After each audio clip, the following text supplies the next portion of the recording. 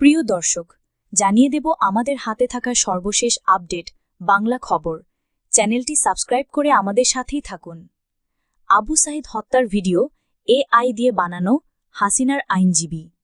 July August আন্দোলনে সংঘটিত মানবতাবিরোধী অপরাধের মামলায় সাবেক প্রধানমন্ত্রী শেখ হাসিনা সহ ৩ জনের বিরুদ্ধে তৃতীয় দিনের সাক্ষ্য গ্রহণ শেষ হয়েছে। আগামী ১৭ আগস্ট পরবর্তী সাক্ষ্য গ্রহণের দিন ধার্য করেছেন আন্তর্জাতিক অপরাধ ট্রাইব্যুনাল।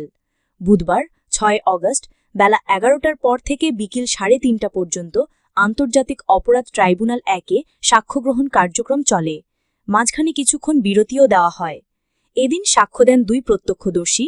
তারা হলেন বেগম রোকেয়া বিশ্ববিদ্যালয়ের শিক্ষার্থী রিনা মুর্মু এবং এনটিভির রংপুর প্রতিনিধি AKM ময়নুল হক। তারা ২০২৩ সালের ১৬ জুলাই সংঘটিত আবু সাঈদ হত্যাকাণ্ডের আগের ও পরের পরিস্থিতি আদালতের সামনে তুলে ধরেন। সাক্ষ্যগ্রহণ শেষে আসামিপক্ষের রাষ্ট্রনিযুক্ত আইনজীবী মোহাম্মদ আমির হোসেন ২ সাক্ষীকে জেরা করেন। সাংবাদিক মইনুল হককে জেরা করতে গিয়ে আইনজীবী আমির হোসেন দাবি করেন, আবু সাঈদের উপর হামলার যে ভিডিও ফুটেজ রয়েছে তা কৃত্রিম বুদ্ধিমত্তা ব্যবহার করে তৈরি করা হয়েছে। তবে মইনুল হক এই দাবি অস্বীকার করে জানান, ফুটেজটি তিনি নিজেই ধারণ করেছেন এবং সেটি সম্পূর্ণ সত্য। এদিকে নির্বাচন আয়োজন নিয়ে নির্বাচন কমিশনকে চিঠি দিয়েছে প্রধান উপদেষ্টার কার্যালয়। আগামী ফেব্রুয়ারিতে রোজা শুরুর আগে জাতীয় সংসদ নির্বাচন আয়োজনের জন্য সব প্রস্তুতি শেষ করতে নির্বাচন কমিশনকে চিঠি দিয়েছে প্রধান উপদেষ্টার কার্যালয়। এই চিঠির মাধ্যমে নির্বাচন আয়োজনের জন্য সরকারের পক্ষ থেকে নির্বাচন কমিশনকে অনুরোধের আনুষ্ঠানিকতা শেষ হল। প্রধান উপদেষ্টার প্রেস উইং এই তথ্য জানিয়েছে। আজ বুধবার প্রধান নির্বাচন কমিশনার বরাবর পাঠানো ওই চিঠিতে উল্লিখিত সময় প্রত্যাশিত মানের অবাধ, সুষ্ঠু, শান্তিপূর্ণ ও উৎসবমুখর জাতীয় নির্বাচন আয়োজনে প্রয়োজনীয় কার্যক্রম গ্রহণের জন্য অনুরোধ করেন প্রধান উপদেষ্টার মুখ্য সচিব এম সিরাজউদ্দিন মিয়া। গতকাল মঙ্গলবার ৫ আগস্ট জুলাই গণঅভ্যুত্থান দিবসে প্রধান উপদেষ্টা অধ্যাপক মোহাম্মদ ইউনুস জাতির উদ্দেশ্যে দেওয়া ভাষণে আগামী বছর ফেব্রুয়ারি মাসে রোজা শুরুর আগে নির্বাচন আয়োজনের জন্য নির্বাচন কমিশনকে চিঠি দেওয়ার কথা বলেন। তারই ধারাবাহিকতায় আজ এই চিঠি পাঠাল প্রধান উপদেষ্টার কার্যালয়। জাতির উদ্দেশ্যে দেওয়া ভাষণের উল্লেখ করে চিঠিতে বলা হয়, প্রধান উপদেষ্টা তার ভাষণে অবিলম্বে এক্ষেত্রে সকল প্রস্তুতি ও প্রাতিষ্ঠানিক আয়োজন শুরুর কথা বলেছেন। বিগত ১৫ বছরে নাগরিকদের ভোট দিতে না পারার প্রেক্ষাপটে আগামী নির্বাচন যেন মহা আনন্দের ভোট উৎসবের দিন হিসেবে স্মরণীয় হয়, তেমন আয়োজনের উপর প্রধান উপদেষ্টা জোর দিয়েছেন। প্রধান উপদেষ্টা তার ভাষণে নির্বাচন আনন্দ উৎসবে শান্তি শৃঙ্খলায় ভোটার উপস্থিতিতে সৌহার্দ্য ও আন্তরিকতায় অবিস্মরণীয় হয়ে ওঠার যে প্রত্যাশা করেছেন তা উল্লেখ করা হয়েছে চিঠিতে। নির্বাচন আয়োজনে যথোপযুক্ত প্রযুক্তি ব্যবহারের গুরুত্বারোপের পাশাপাশি একটি প্রত্যাশিত সুষ্ঠু, অবাধ, শান্তিপূর্ণ ও উৎসবমুখর নির্বাচন আয়োজনে সরকারের সর্বাত্মক সহযোগিতার প্রত্যয়ের কথাও নির্বাচন কমিশনকে জানানো হয়েছে। প্রধান উপদেষ্টার ঘোষণার ভিত্তিতে উল্লিখিত সময় জাতীয় নির্বাচন আয়োজনে প্রয়োজনীয় কার্যক্রম গ্রহণ করার জন্য অনুরোধ করেছেন প্রধান উপদেষ্টার মুখ্য সচিব। অপরদিকে নির্বাচনের আগে লটারির মাধ্যমে এসপি ওসিদের বদলি স্বরাষ্ট্র উপদেষ্টা।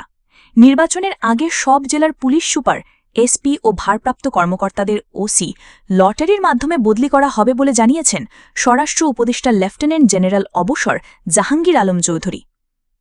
আজ বুধবার স্বরাষ্ট্র মন্ত্রণালয়ে আসন্ন ত্রয়োদশ জাতীয় সংসদ নির্বাচন সুষ্ঠুভাবে সম্পন্ন করার লক্ষ্যে আইন শৃঙ্খলা রক্ষাকারী বাহিনীর বিভিন্ন কর্মপরিকল্পনা প্রণয়ন বিষয়ক সিদ্ধান্ত গ্রহণের জন্য এক বৈঠক শেষে জানিয়েছেন এসব কথা।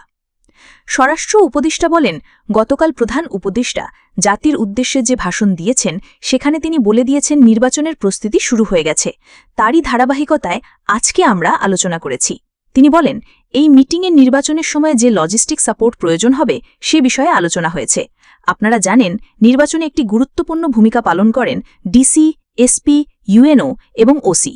নির্বাচনের সময় দেখা যায় প্রার্থীরা তার আসনে পছন্দের এসপি, ডিসি কিংবা ওসিকে চান, কিন্তু আমরা এবার সিদ্ধান্ত নিয়েছি গণমাধ্যমকে ডেকে সবার সামনে লটারি করব।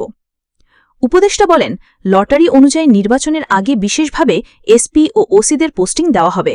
এখন তো সব কর্মকর্তা যেখানেই থাকুক না কেন নির্বাচনের আগে তাদের লটারির মাধ্যমে বদলি করা হবে। তিনি জানান, আগামী নির্বাচনে ৮ লাখ আইন শৃঙ্খলা রক্ষাকারী বাহিনী দায়িত্ব পালন করবে এবং তাদের সবাইকে প্রশিক্ষণ দেওয়া হবে। সবশেষ জানিয়ে দেব, সেনা হেফাজতে থাকা মেজর সাদিকুলের স্ত্রী এখন ডিবি হেফাজতে। রাজধানীর বসুন্ধরা আবাসিক এলাকা সংলগ্ন একটি কনভেনশন সেন্টারে গোপন বৈঠকের সঙ্গে সম্পৃক্ততার অভিযোগে সুমাইয়া জাফরিন নামের এক নারীকে হেফাজতে নিয়েছে ঢাকা মহানগর গোয়েন্দা পুলিশ ডিবি। তিনি এ ঘটনায় সেনা হেফাজতে থাকা মেজর সাদিকুল হকের স্ত্রী। আজ বুধবার সন্ধ্যায় তাকে মিরপুর ডিওএইচএস থেকে হেফাজতে নেয় ডিবি। ঢাকা মহানগর পুলিশের গণমাধ্যম ও জনসংযোগ বিভাগ এবং ডিবি এ তথ্য জানিয়েছে। ডিএমপির গণমাধ্যম বিভাগ জানায়, কেবি কনভেনশন হলের ঘটনার সঙ্গে সম্পৃক্ততার অভিযোগে সুমাইয়া জাফরিনকে হেফাজতে নেওয়া হয়েছে। ডিবি পুলিশের যুগ্ম কমিশনার মোহাম্মদ নাসিরুল ইসলাম প্রথম আলোকে বলেন, বিভিন্ন মাধ্যমে সুমাইয়া জাফরিনের সম্পৃক্ততার বিষয়টি আসছিল। পরে মিরপুর ডিওএইচএসের একটি রেস্তোরাঁ থেকে তাকে ডিবি হেফাজতে আনা হয়। গত ৩১ জুলাই সেনা সদরের এক সংবাদ সম্মেলনে জানানো হয়, ওই মেজরকে সেনাবাহিনীর হেফাজতে নেওয়া হয়েছে।